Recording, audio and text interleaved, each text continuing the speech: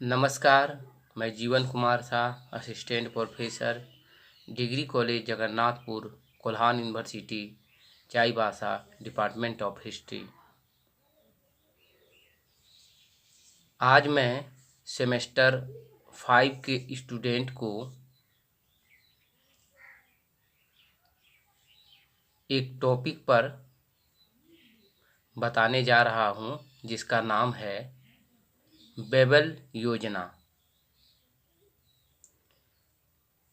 आपको परीक्षा हॉल में या परीक्षा में जो प्रश्न पूछे जा सकते हैं कि बेबल योजना के बारे में एक संक्षिप्त टिप्पणी लिखें। बेबल योजना से आप क्या समझते हैं? बेबल योजना के बारे में बताते हुए उनके प्रावधानों का वर्णन करें। इत्यादि प्रश्न, संभावित प्रश्न आ सकते हैं परीक्षा में, जिसके लिए ये जो मैं बता रहा हूँ आपका उत्तर साबित होगा इन प्रश्नों के लिए जो मैंने आपको बताया। सरकार ने 1942 की भारत छोड़ो आंदोलन का जिम्मेवार महात्मा गांधी को बनाया। हालांकि जब 1942 ईस्वी की अगस्त क्रांति यानी भारत छोड़ो आंदोलन जब हुआ था तो उस समय भारत के वायसराय थे लॉर्ड लिनलिथगो। लेकिन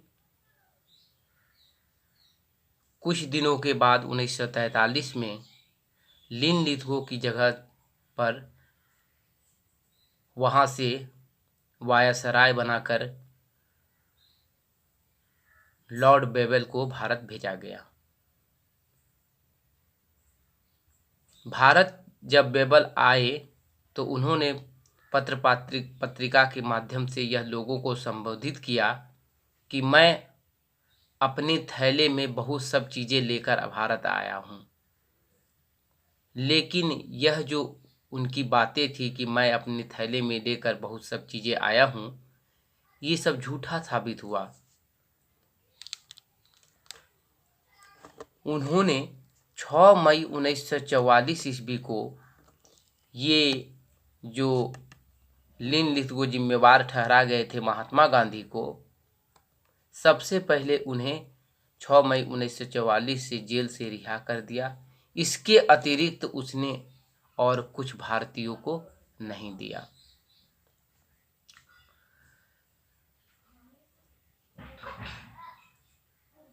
इसी बीच 1944 ईस्वी में संवैधानिक गतिरोध को दूर करने के लिए जो हमारे उस समय तत्कालिक भारतीय राजनीति के जो संवैधानिक गतिरोध थी उन्हें दूर करने के लिए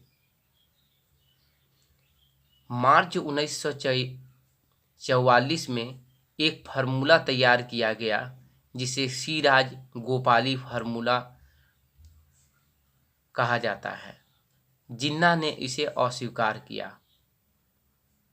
क्योंकि जिन्ना के बहुत सा मांगों को सी राजगोपालाचारी द्वारा इस फार्मूले में नहीं डाला गया था, जिसके कारण जिन्ना ने इसे अस्वीकार किया, खासकर मुस्लिम लीग ने।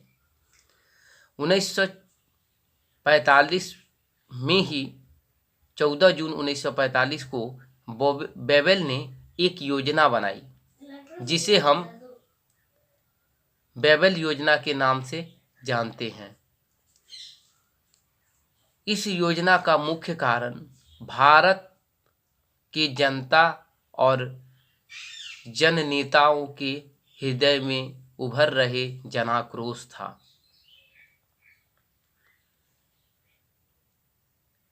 जापान के विरुद्ध भारत का सहयोग, स्वशासन की मांग एवं हिंदू मुस्लिमों की संख्या बराबर करने को कहा गया था। बेबल यह चाहता था कि भारत में यह तात्कालिक जो जनाक्रोश फैल रही है पुनः फिर एक आंदोलन का रूप ना ले ले या हिंदू मुसलमान की ये दंगे के रूप ना ले ले।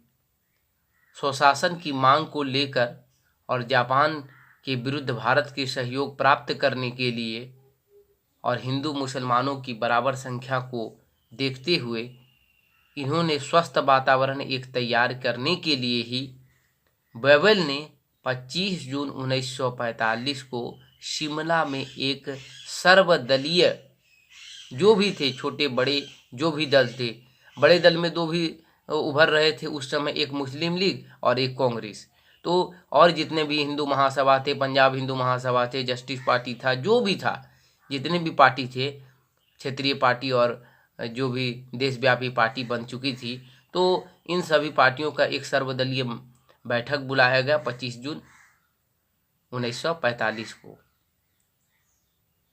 शिमला में।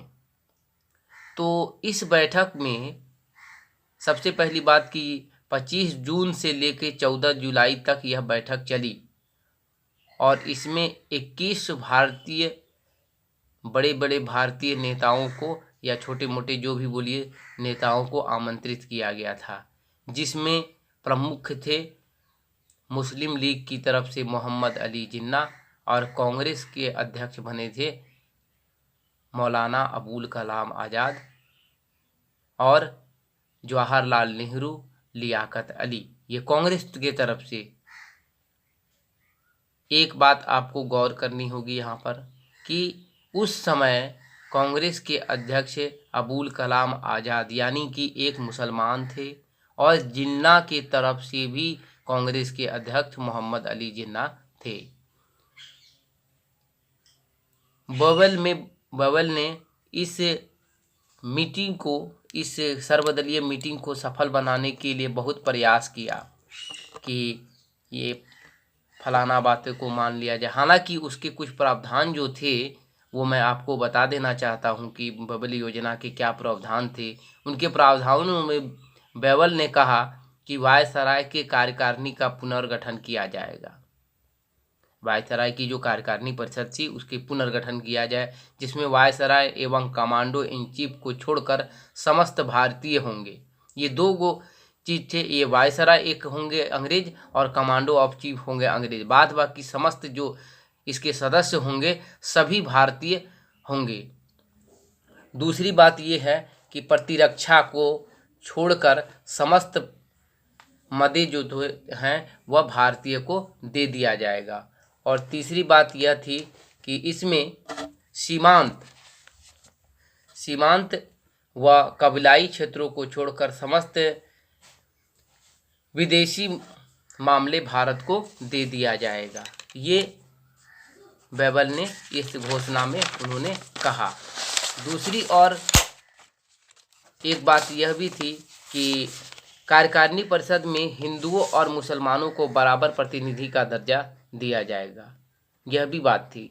कार्यकारिणी परिषद एक अस्थायी परिषद की तरह कार्य करेगी एवं वह अपनी कभी भी वीटो पावर का इस्तेमाल नहीं करेगी, यह भी प्रावधान में कहा गया। भारत मंत्री का भारतीय शासन पर नियंत्रण रहेगा तथा यह युद्ध की समाप्ति के बाद स्वयं भारतीय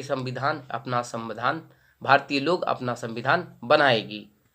इन सभी प्रावधानों पर विचार करने के लिए ही शिमला में एक मीटिंग बुलाई गई थी, लेकिन मोहम्मद अली जिन्ना जो थे इन प्रावधानों को नहीं माने।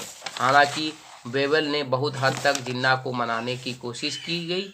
हाँ, उन्हें कहा गया कि इसमें क्या दोष है आप बताइए। मोहम्मद अली जिन्ना ने सभी बातों को, शिमला जो यह बैठक हुई थी इसमें सभी बातों को दरकिनार कर दिया।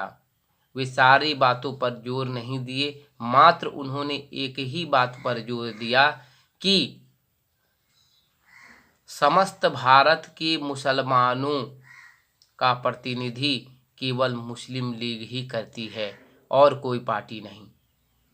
हालांकि आप यह समझना होगा हमें कि उस समय इसके अध्यक्ष अबुल कलाम, कांग्रेस के अध्यक्ष अबुल कलाम आज़ाद एक मोहम्मडन थी, वह भी भारतीय मुसलमानों का प्रतिनिधित्व करती थी। कांग्रेस भी करती थी, कांग्रेस भी समस्त भारतीय मुसलमानों का प्रतिनिधित्व करती थी, लेकिन जिन्ना इस बात पर अड़ गए कि एकमात्र मुस्लिम लीग ही पार्टी एक ऐसी पार्टी है जो भारत के समस्त मुसलमानों का प्रतिनिधित्व करती है। इस बात को लेकर मुस्लिम लीग ने इस पार्टी को असफल बनाने में महत्वपूर्ण योगदान दिया और यह वेबल योजना जी थी पूर्ण रूप से अस्वीकार घोषित किया इन्होंने, मुस्लिम लीग ने। और इस प्रकार सभी पार्टी के सामंजस्य नहीं होने के कारण यह वेबल की जो योजना थी असफल हो गई। तो आपने जाना कि किस प्रकार वेबल ने भारतीय को स्वस्थ वातावरण के लिए तैयार करने के लिए बहुत सब प्रावधानों को दिया था, लेकिन एकमात्र मुस्लिम लीग की वजह से, हालांकि सभी नेता इस पर माने सहमति जाहिर कर चुके थे, लेकिन एकमात्र मुस्लिम खासकर मोहम्मद अली जिन्ना की वजह से यह वेबल योजना विफल हुई। और जिस मंशा से लॉर्ड वायसराय लॉर्ड वेबल ने 25 जून 1945 ईस्वी को शिमला में यह बैठक बुलाई थी, जो पूर्ण रूप से असफल हुआ। इस प्रकार आज हमने जाना कि किस प्रकार वेबल योजना को मोहम्मद अली जिन्ना ने असफल कर दिया। हालांकि यह उनकी मंशा यही थी कि मुसलमानों का प्रतिनिधित्व सिर्फ मुस्लिम लीग ही करे और न कि कांग्रेस करे और ना ही कुछ क्षेत्रीय पार्टी ही करे। लेकिन मोहम्मद अली जिन्ना का यह कहना सरासर गलत था कि समस्त भारतीय मुसलमानों का प्रतिनिधित्व कर मात्र एक पार्टी मुस्लिम लीग ही करती है। यह कहकर मोहम्मद अली जिन्ना इसे अस्वीकार किया और इस प्रकार उसके अस्वीकार किए जाने के पश्चात यह शिमला की जो बैठक थी, स्वस्थ वातावरण ना ही तैयार हुआ और ना ही यह बैठक संपन्न हुई और ना ही यह सफल हुई। तो आज के लिए इतना ही, धन्यवाद।